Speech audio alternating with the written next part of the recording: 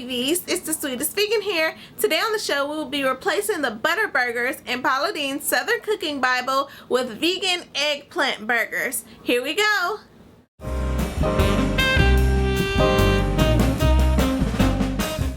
We're going to start this recipe by preheating our oven to 450 degrees Fahrenheit.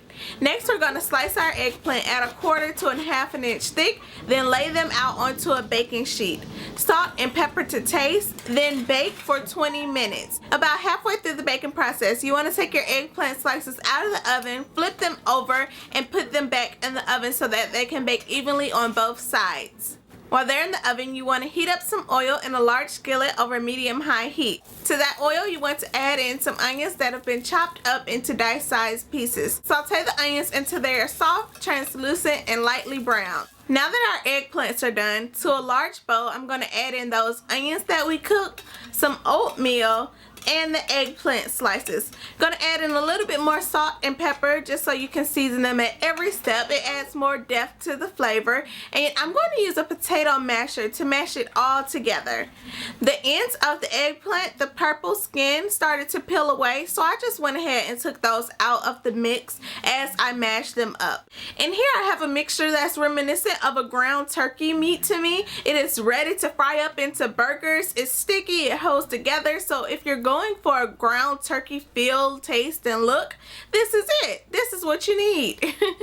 I'm going to form them into patties and put them into my frying pan that's still hot from the onions. I'm not going to add any more oil because I still have oil in the pan. And these take about 5 minutes on each side. So while they are cooking up, I'm going to make some guacamole to top my burgers. All I have is a garlic that I've minced up, a half of a tomato chopped, some avocado that I have, and it's not that ripe, so I'm going to add in some salt and pepper, and I'm going to cut the avocado into chunks because it's not going to be easy to mush, so I'm not even going to try.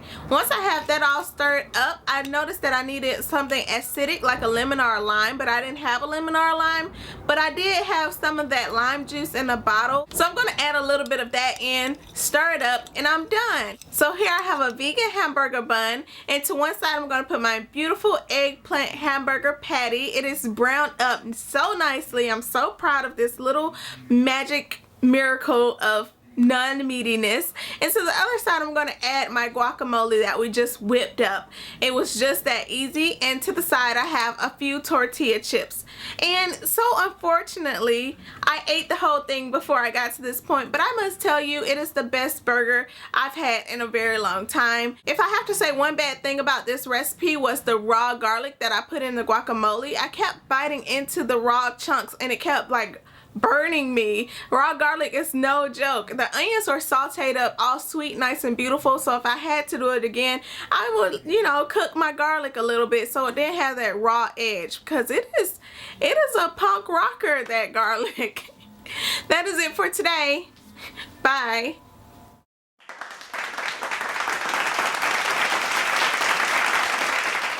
I'm using these hamburger buns. They are vegan, even though they contain high fructose corn syrup. They are the best hamburger buns I ever had. But I'm currently looking for a replacement that doesn't have high fructose corn syrup in your bread. I mean, who does that? Not the French. Pretty sure the French don't put high fructose corn syrup in their bread.